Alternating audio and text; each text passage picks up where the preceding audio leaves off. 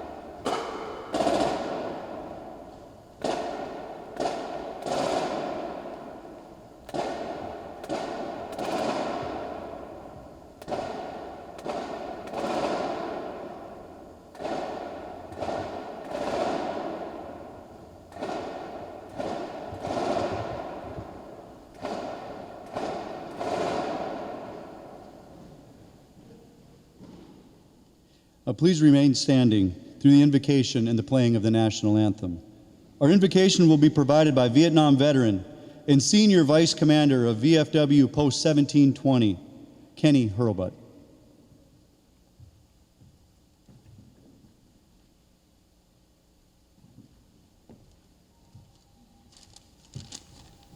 Thank you. Thank you, and welcome, folks. Gentlemen, if you'll uncover, let's bow our heads. Almighty God, thank you for you, and thank you for this day. Father, thank you for the freedom we have in this country, because for almost 250 years, you have provided warriors to rise up and answer the call to arms. Men and women willing to sacrifice everything for the cause of freedom for this nation and many other countries. Thank you that this nation was founded under God. We come here today to respect and honor you, Father, and to pay respect and honor to the brave warriors that have passed through this door on their way to defend freedom in this world. In this nation, there are many doors our military has passed through, at train stations, bus depots, airports, etc. This one is ours, Lord. And we honor all who have passed through it in service to our country, and especially to these men who are pictured on this door, who gave their life's blood for freedom. God bless their family and friends, and bless us all as we honor them. In Jesus' name, amen.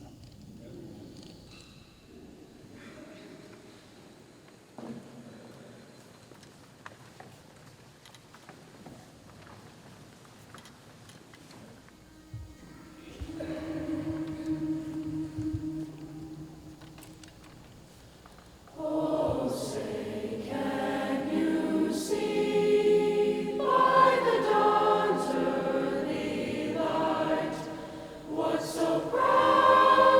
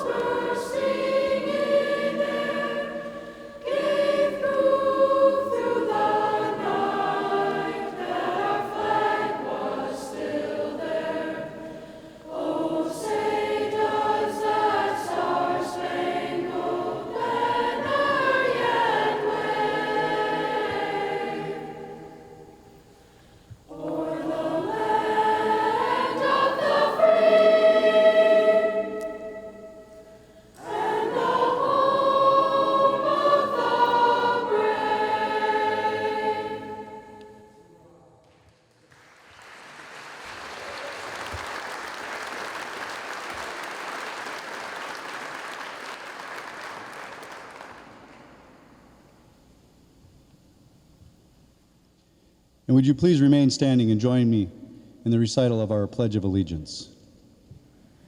I pledge allegiance to the flag of the United States of America and to the republic for which it stands, one nation, under God, indivisible, with liberty and justice for all. Thank you. You may be seated.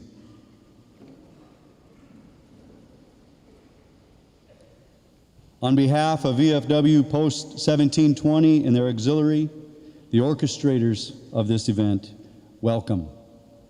My name is Jason Anderson, and I'm honored to serve as your MC today.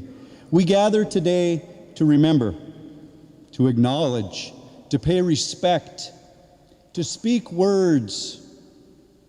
All of that for a door? No, this is not about a door. It's about what that dingy old door represents. And I'm going to cry today. And I'm not ashamed of that. This door represents not only an entry point to the Greyhound bus depot, it was the gateway to military service for countless Itasca County residents from 1941 until the mid-1990s. For over 50 years, if you enlisted or if you were drafted, it was through that door that your transition from farmer, logger, student, miner, to soldier, sailor, Marine, or airman began. Those who passed through this door on their way to military service did not gain only transportation to a different location. A transformation occurred. And for too many, it was the last door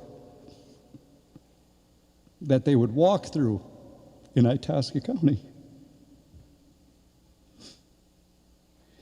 We now will have the Grand Rapids Area Male Chorus sing for us the Armed Forces Medley, directed by Linda Benge. A choir member will shout out the name of the branch of service, and when they do so, if you served in that branch, please stand to be acknowledged.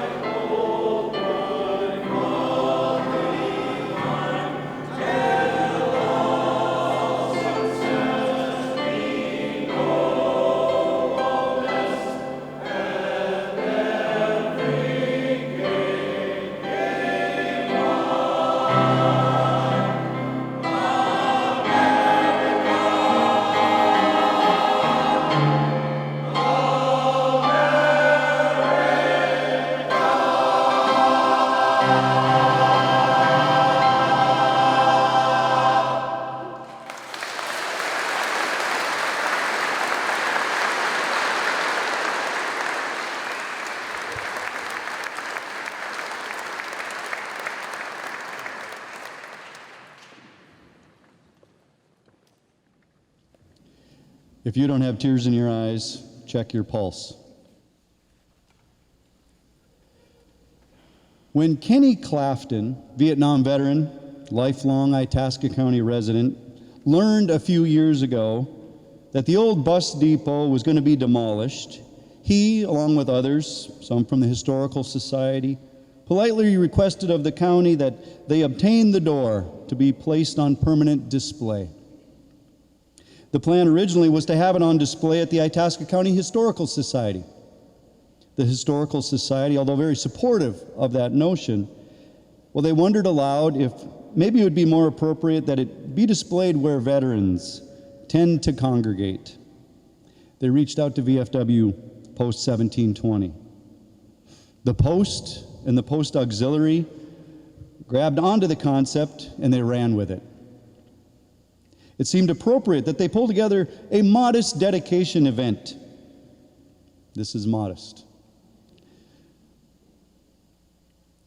They quickly discovered and tapped into the fact that while several Itasca County residents over the 50-some years that this door served as the gateway to the military, several residents had passed away in their service.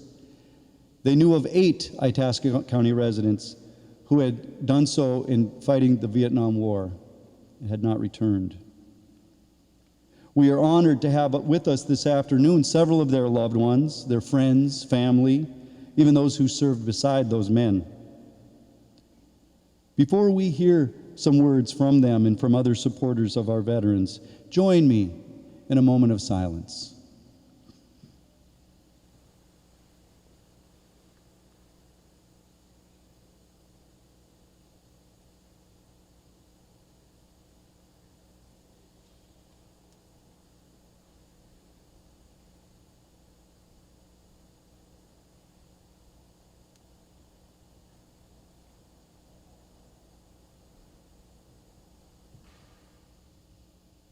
Thank you.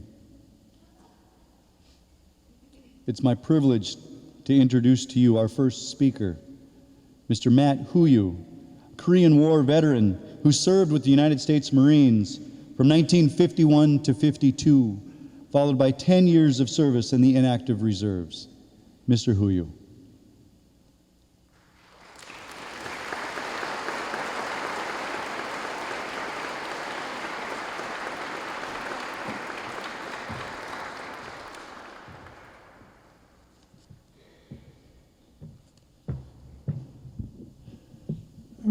Relatives and friends of these heroes, guests and fellow veterans. Your presence here is testimony to the fact that you really care about those who gave it all. I'm honored to have been invited to be here by the folks who organized this dedication. The requirement was quite manageable. The thing was, it was somebody that had passed through this door both ways, the one that came back. And in this moment, I would like to suggest that to some extent, I represent Norris Brendan, who is on the wall. He's from my area and his family.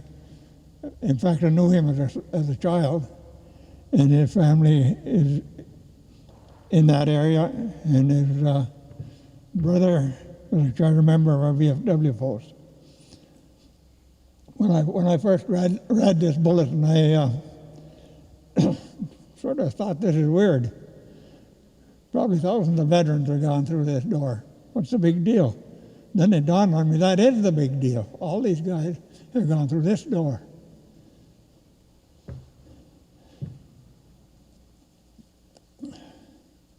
And I want to thank Mr. Clafton that he recognized the significance and preserved the door for that purpose. This door reminds us of all the many who went to serve through this door. it reminds me of all the veteran posts that are named after comrades that didn't come back. Honoring these particular heroes this way is so fitting. It shows we want to reserve the memory of them and the supreme sacrifice they made for their friends. In the Bible, John chapter 15, verse 13, tells us that greater love hath no man than this, that a man lay down his life for his friends. These war heroes fought in what was considered by some an unnecessary or even needless carnage. Regardless of how some people regarded the war, these heroes answered the call to arms. I don't know what their status was, reserves, inducted, or enlisted, but we do know that they were there to answer the call to duty to support a friend. Any problem that we may have had connected to this conflict was certainly not the responsibility of the patriotic, brave men we are honoring here. Those issues were the politicians in Washington juggling for rank and poorly planning and executing a bad war. I'm convinced if they'd have told the military to take care of it and let them do it, it would have been over in 6 months. Our cardinal rule should be a war worth fighting is a war worth winning. The United States has been in several wars since World War II, and they haven't won any or even met most of their goals. 72 years ago, I went through this door to serve in the Korean War. I was raised in a patriotic family, and so were so many of the immigrants' families. Patriotism was a big thing during the Second World War in those Itasca County communities. My father was a young immigrant who served in the U.S. Army in France during World War II. My brother served in the Marines in World War II. I served in Korea with the Marines. My younger brother served with the Marines in Vietnam as a Navy corpsman, who are the medics on the ground with the troops.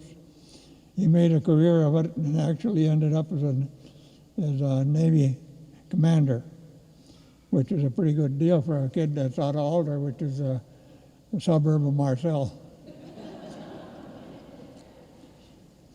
I could have discussed more of my personal experiences after enlisting. Really, though, it's just about the same for everybody. You go in, do your basic training, then you do your advanced training, then you go fill the ranks someplace. I did have a little trouble when I went down to California, though. I ended up with pneumonia because it was hot down there. It was 50 below when I left. I went to the infirmary, and those Navy corpsmen, of course, they had to give it to the Marines. Here's some penicillin pills. Get back to your post.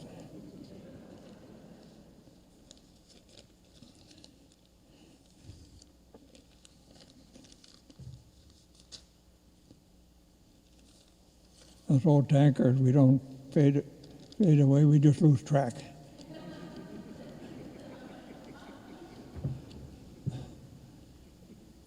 The thing that comes to mind is we don't hear the fourth stanza of the national anthem very often. But it makes me think, as a former chaplain in the VFW, that we should think about those things. Those words were, then conquer we must when our cause it is just, and this be our motto, and God is our trust, and the star-spangled banner in triumph shall wave, o'er the land of the free and the home of the brave. Thank you all.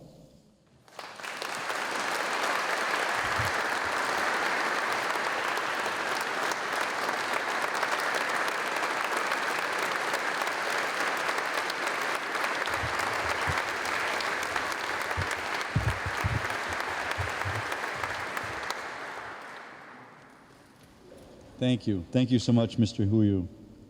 Our second speaker, Ms. Heidi Cook. Heidi, the mother of an Afghan vet who went and returned. Heidi.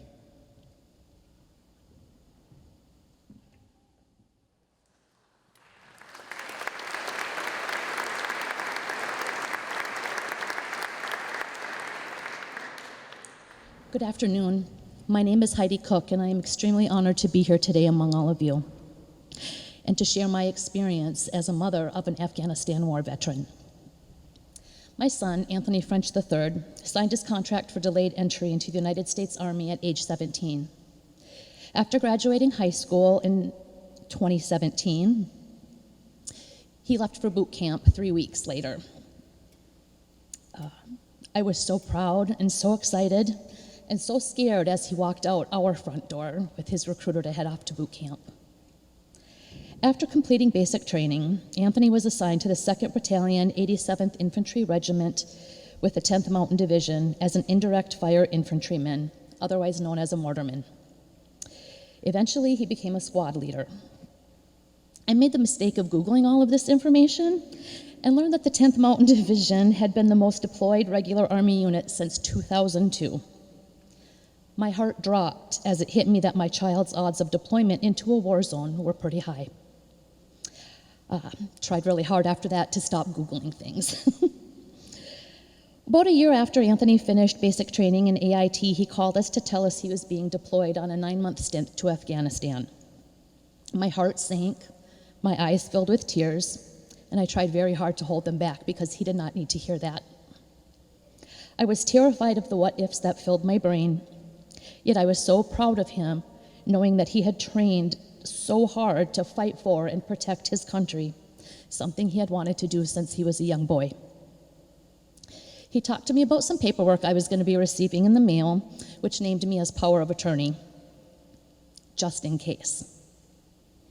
Every imaginable scenario filled my head as we had that conversation, and I asked my 19-year-old child what his final wishes would be, just in case. Nothing can prepare a parent for that conversation, especially when you know how real just in case just became.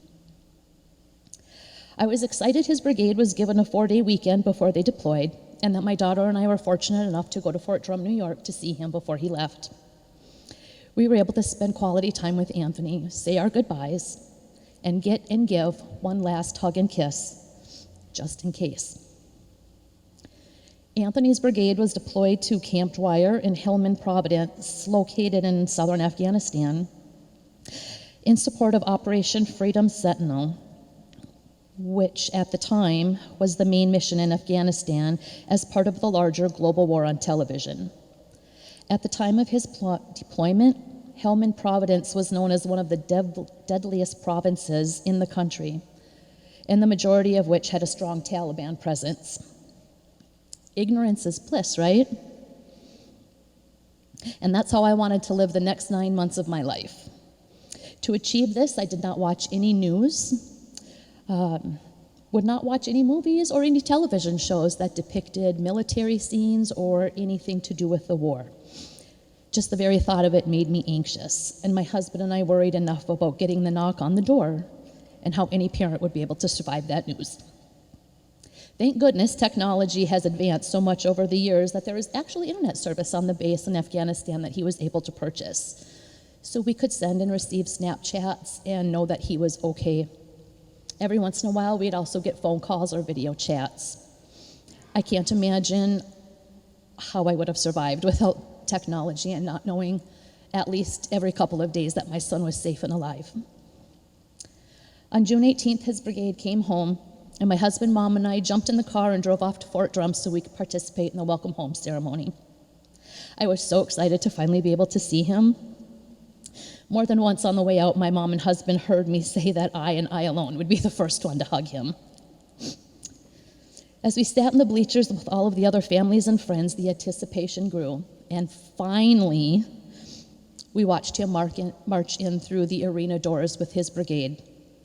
Waves of relief and joy flooded me. He was so close. After the ceremony, we waited on the gym floor for him to find us. We couldn't see him as fast as I wanted to, and I was getting very anxious. Finally, I heard either my mom or my husband say, "There he is." And in all my excitement, I hip-checked my mom out of the way so that I could run to my son. If you ask her, I broke her hip, though. But I had to get to him, and I had to hug him, and I had to kiss him, and I had to know that he was home safe and alive. For those that did not make it back through the door, your selfless sacrifice will never be forgotten. And for those of you that did, welcome home.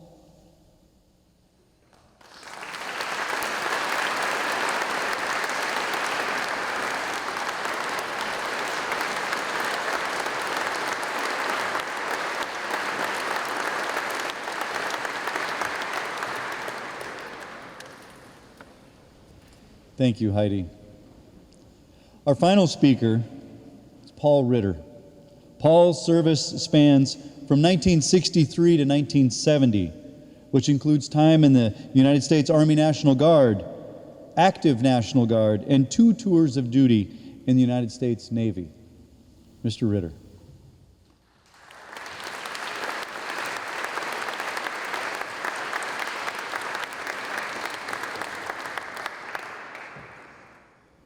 Boy, I'll tell you, this is a hard act to follow here after those. Ruthie and Alice Fraser asked me to speak on behalf of Ronnie. Ronnie Fraser was my neighbor. I might get a little choked up here too. Best friend. We graduated together, grew up together, went to school together, had a lot of good times together. And I've got a couple of stories that I'm going to share, so we can laugh a little bit too.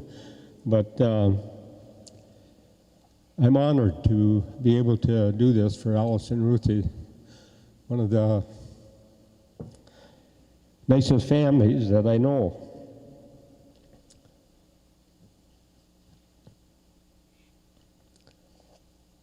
Ronnie lived about 3/4 of a mile away. We had to walk through the cow pasture to get over to his farm, or we could take the road, but there was a neighbor that lived down the road.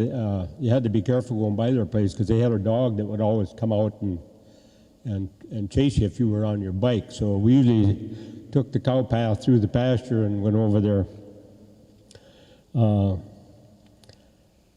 This door is just really a great idea, dedicated as a great idea, and for this ceremony, it's unreal how we can forever remember these 8 men that gave their all for this country, and we just can't appreciate that fact. They all grew up in that era where you were taught and educated as to be a patriot, gentleman, and that's the way Ronnie was. He was a gentleman. I never heard him cuss or swear. He had a sense of humor that was kind of quiet, but you'd get a good laugh. Anyway, Ronnie also, he was the only son of the Frasers. And he lost a sister in 1957, so that was hard on the family. And also then he joined the service, and after he had gone, after we graduated, he went to a couple years of trade school. And when he got through with that, he came home, joined the Army. Within a year, he made Buck 5 sergeant, and then they sent him over to Nam. Well, I had joined the Navy then, and I was down at Gulfport, Mississippi with the Navy Seabees when I got word that he was killed in action over in Vietnam. He was up by Con Tien, over by Dong Ha, which is a little northeast of Quang Tri. But anyway, I couldn't come home for the funeral. We were on lockdown. We were getting ready to head on over there. I was very fortunate. I had to fly up to Quang Tri to pick up a Jeep for one of our chiefs that was trading it for a Weps carrier. And they did some trading back and forth over Nam. You didn't know what was going to happen. But anyway, they wanted me to go with that Jeep to bring back the Weps carrier, or vice versa. I can't remember, the Weps, whatever. But anyway, I went up there, and that's the closest I got to where Ronnie was killed. And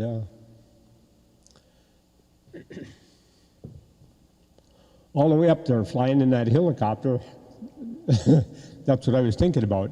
I knew where he was at, or where he, where he got killed at, and it was a tough trip. But anyway, I think of him very often,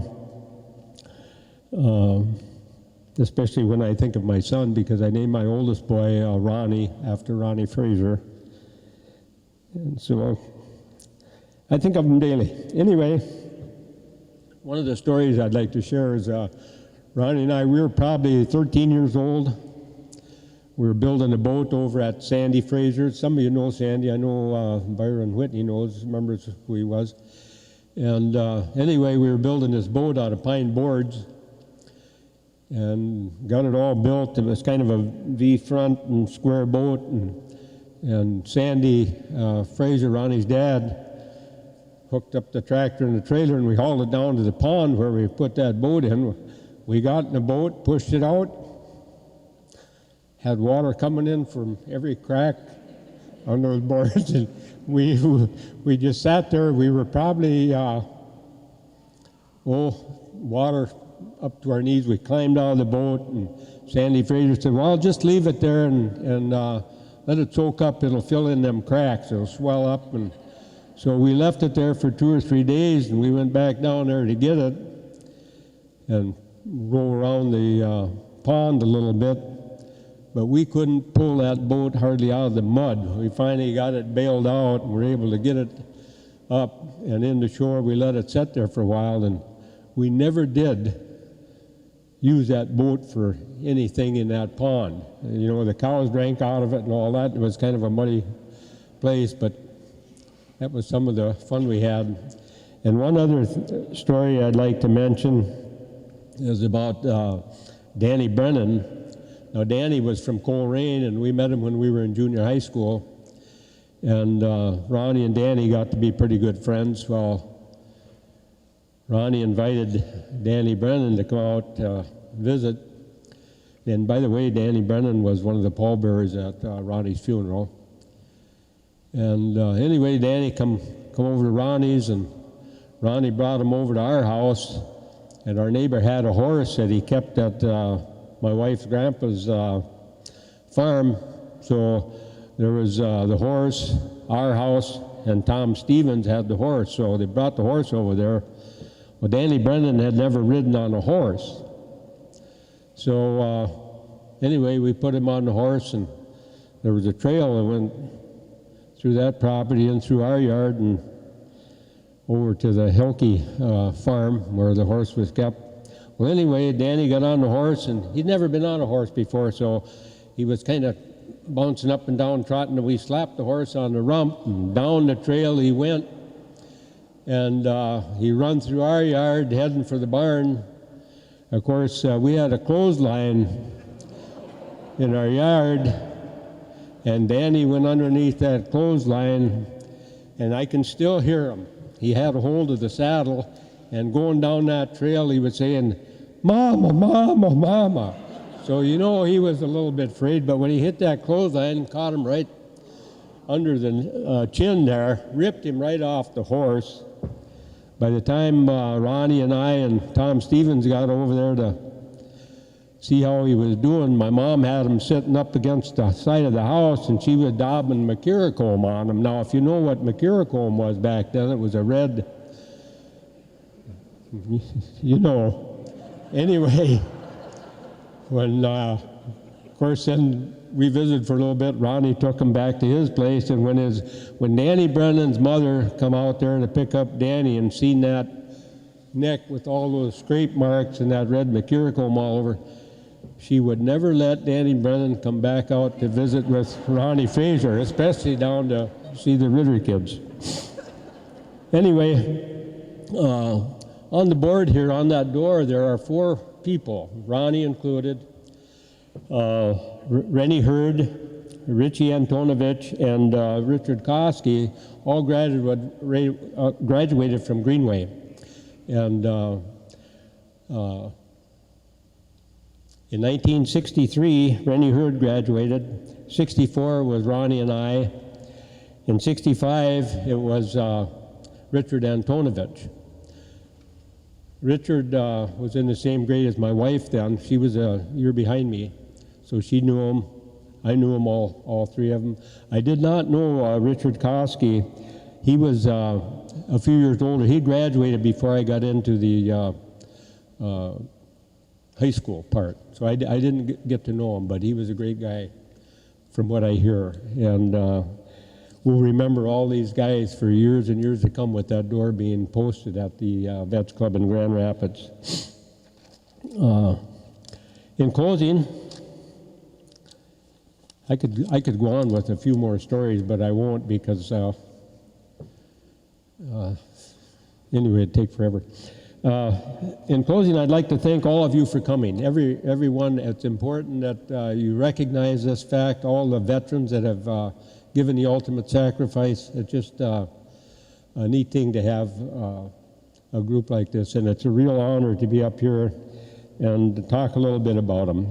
I'd really like to thank Ruthie and Alice for asking me to represent, talk about Ron a little bit. It really is an honor. Also, these 8 men gave their all for this country and its people. In the Bible, Psalm 33:12 says that, "Blessed is the nation whose God is the Lord, and the people whom he hath chosen for his inheritance." Also, we are one nation under God, with liberty and justice for all, the land of the free and the home of the brave. Again, I thank you all. May God bless you.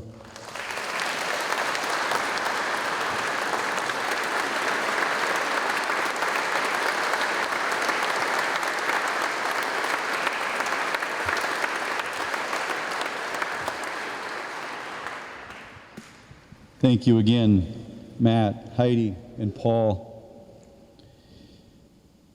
Those who served all gave. They all gave something. They all gave a lot. And we know some gave all. We recognize that anyone who went through this door made a sacrifice, the cost for some being so much greater than others. The 8 men we are remembering today, alphabetically: Lieutenant Robert Leroy Anders, a 1959 Grand Rapids graduate, hometown Grand Rapids, Minnesota. He enlisted in the United States Navy and served as a SEAL with the Coastal Surveillance Force, Task Force 115. Date of death, February 2nd, 1969. Sergeant Richard Robert Antonovich, a 1965 Greenway graduate, hometown Calumet, enlisted in the United States Army, served in the 17th Cavalry, 1st Aviation Brigade. Date of death, June 18, 1968.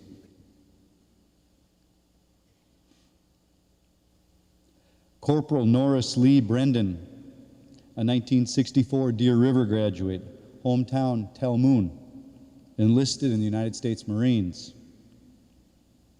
Served in the 1st Marine Division as part of the 3rd Marine Amphibious Force. Date of death, February 5, 1968.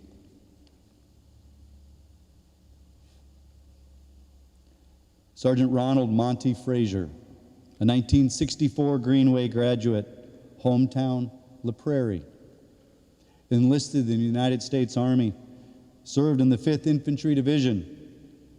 Date of death, September 14, 1968. Specialist Lauren Dale Rennie Hurd, 1963 Greenway graduate, hometown Taconite, drafted into the United States Army, served in the 4th Infantry Division. Date of death, April 15, 1968. First Lieutenant Richard Arnie Koski, 1960 graduate from Greenway, hometown, Pengilly. Enlisted into the United States Army and served with the 9th Infantry Division. Date of death, March 8, 1968. Private First Class Dennis Carroll Smith, a 1967 Deer River graduate, hometown, Deer River. Enlisted into the United States Marines and served with the 3rd Marine Division as part of the 3rd Marine Amphibious Force. Date of death, December 29, 1967. And Seaman Ronald Lee Zempel, a 1963 graduate from Grand Rapids High School, hometown, Blackberry. Enlisted into the United States Navy, served on the USS Bonhomme Richard, Task Force 77 as part of the 7th Fleet. Date of death, February 27, 1967.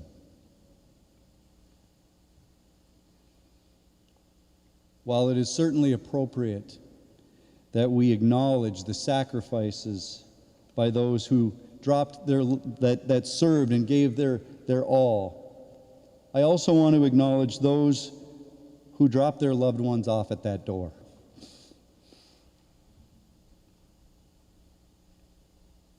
While the contributions and the prices paid by the men and women who served certainly cannot be diminished, let's reflect upon the toll of those whose loved ones have served. We heard from one this afternoon.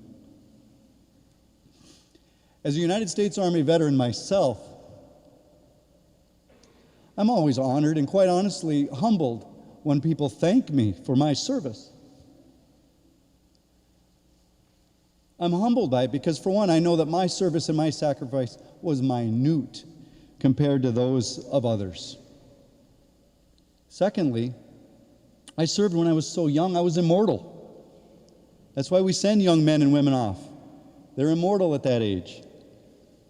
I didn't think anything could happen to me. So when nothing happened to me, what was the big sacrifice?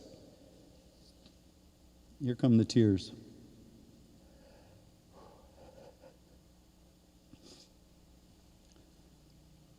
When our youngest son enlisted into the Army and shipped out last summer, and subsequently was deployed with the 2nd Infantry Division to South Korea for a 9-month rotation. That word sacrifice had a much different meaning. Simply stated, it was so much easier for me to have served than for us, my lovely wife and I, to know that our son could be in harm's way. It's with that far deeper sense of empathy that I honor those of you who have watched helplessly when you sent loved ones off to the military. Your strength is amazing. It's your strength that gives the strength to those who serve. It's your strength and your commitment to those who shipped out that pulled this event together, quite honestly. Please join me in a round of applause for those family members, friends, and classmates who have worried, prayed, wrote letters, and continue to support our armed forces.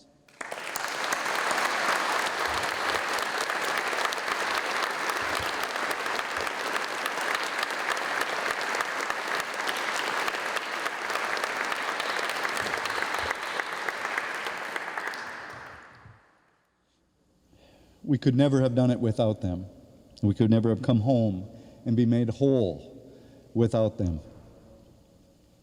We will now be honored by the singing of God Bless America, performed by the Raiders Singers, as directed by Jason Thurm.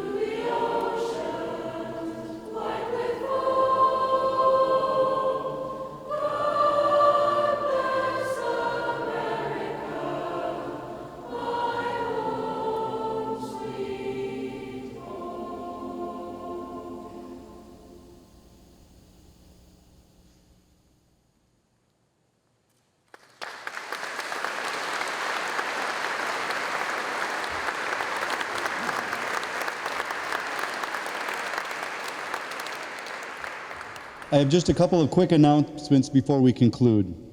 There will be an informal gathering down the road at the locker room following this event. Food, music, fellowship will follow. An event of this scale doesn't just happen. It doesn't just happen without the contribution of many, many, many people. If I were to take the time to name them, we would be here well into the evening, and I would undoubtedly miss a few. I do need to specifically recognize some people, though. The organizational talents and the work of the VFW Post 1720 auxiliary leadership, specifically Ellen Barnes, Lisa Randall, and April Jesperson. Quite honestly, if the three of you had been in charge of things when the United States withdrew from Afghanistan, every piece of equipment would have come home with us.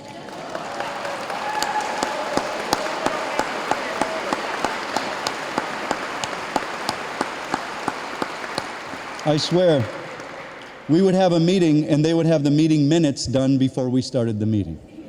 They were that good. And now, if you would please rise, remove your headgear for the playing of taps as we conclude.